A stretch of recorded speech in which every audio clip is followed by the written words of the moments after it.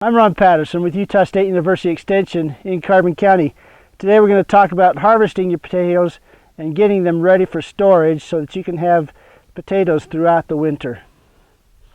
Ideal conditions are you would have your vines dead for 2 to 3 weeks before you dig. I haven't had a frost yet, but it's time to get these dug up and out of the ground. And also, you want your ground to be a little bit drier than this. Too much moisture and then we'll have to dry off the potatoes before we actually store them. But I've got to get them dug up, and we've had some rains the last couple of weeks, so we'll get them up and we'll get them dried off a little bit and then put them into storage. You can leave the vines on the ground, just plow them back into the ground, or you can compost them, or if you're too concerned you can throw them away. One thing you want to really be careful of is making sure you don't follow potatoes behind or follow behind the potatoes with another solanaceous crop such as tomatoes or peppers. That would tend to build up the soil-borne diseases and cause some other problems. So you want to follow the potatoes with corn or cucumbers or squash, something like that that's different family from the potatoes and the tomatoes. Storability of the potatoes is affected by several things, the most interesting of which is the type of soil that you have. If you have a sandy soil, the potatoes don't store as long. The potato growers in Idaho know that their sandy potatoes, or what they call sand potatoes, they need to put them closest to the door of their potato cellars so that when it's time to market them, they can get those out first. They try to get those marketed by Thanksgiving. They don't store very long. And I think I've read some research onto maybe as to why that is, but the sand potatoes, the density of the solids in the potatoes is not as dense, or not as much in there as there is with the heavier clay soil potatoes. So if you've got a sandy soil potato, that's one of the things that would affect how long you can store them. Also, the varieties are different too as far as the storability. But the biggest thing is, how do you treat them after you've harvested them? You want to have these potatoes have a thick skin. Now, potatoes are a living organism and they're respiring throughout the winter.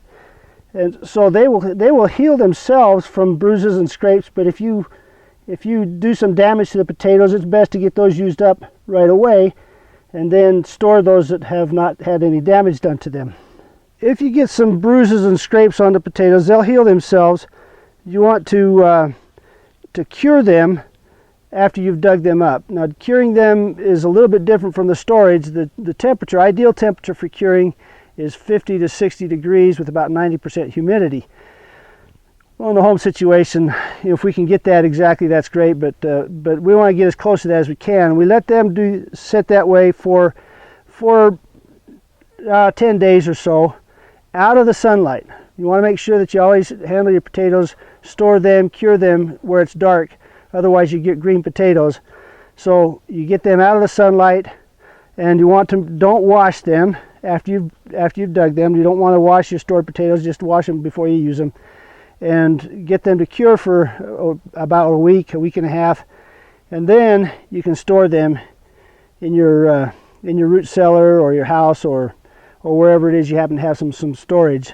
We'll talk about the conditions that would be best for storing your potatoes. The two main things you want to consider for your potato storage are temperature and humidity.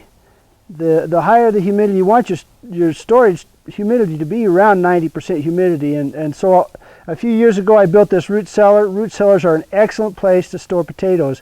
They're good for carrots and they're pretty good for onions. So if you've got a root cellar, that's a good place to store your potatoes. Temperature wise, the ideal temperatures to store your potatoes is 42 to 50 degrees. Now, the temperature that you store them at is kind of determined by your intended use for them. If you're down closer to the 42 or even colder than 42, you can go colder than 42, but that's not the ideal. But if you're down close to that 42 degrees, the starches in your potatoes will convert to sugars, and then if you're going to do French fries or potato chips, then you're going to have, they'll turn black when you fry them. They'll turn dark. they'll taste fine, but they just turn dark. So if you don't want that dark color, then you don't want your temperatures down closer to the 42. You want them up closer to the 50 degrees. The problem with the 50-degree temperature is that your potatoes will start to break dormancy and sprout quicker. So the colder temperatures will keep them from sprouting as fast. You can store them longer. The warmer temperatures will keep the French fries and potato chips from turning black. If you're going to be boiling or baking your potatoes, colder temperatures are fine. If you want to use them for French fries or potato chips, then you want them up closer to 50 degrees. So that's the reasoning for the temperature variance. You start getting below the 42 degrees, they store fine, but you definitely don't want them to freeze, but you get that sugar conversion. And so I've got, the other thing to consider also is that you want them in a breathable container. So I've got this wooden box, it's got holes and leaks in it and everything. It's a good container that I can store them in my root cellar. If you're going to store them in the house, you want to avoid warm places if you're going to store them for very long. And then you want it dark. The other thing, of course, you want it dark so that you don't get greening on your potatoes. The greening is, too much greening can actually be kind of toxic, but it does turn bitter. The flavor of the potatoes will turn bitter if they turn green and you cook them. So we want to avoid the greening, and to do that, then you keep them out of the light. You want a totally dark place to store them. So in your house, if you've got a basement in the corner, your temperatures can be kind of cooler down in the basement, so you can store them in the basement. They'll store longer. If you're going to be using them fairly quickly, you can put them under the kitchen sink or someplace like that in a pantry. Just keep in mind that the warmer temperatures, they'll sprout quicker. So these potatoes are still a little bit wet.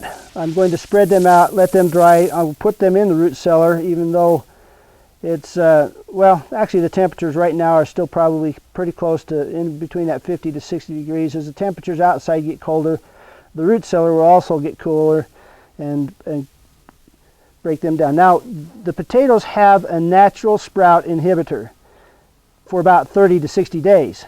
After that, they'll start to sprout if the conditions are right. So we want to keep those conditions from being ideal for sprouting.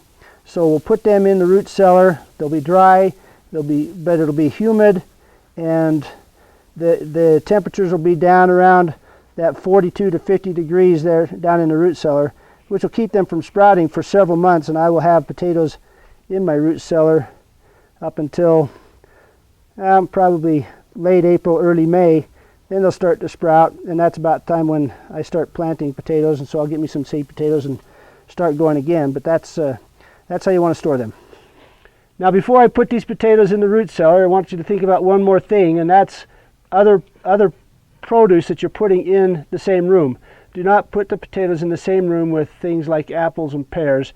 As they ripen, they let off ethylene gases, which affects the storability of the potatoes.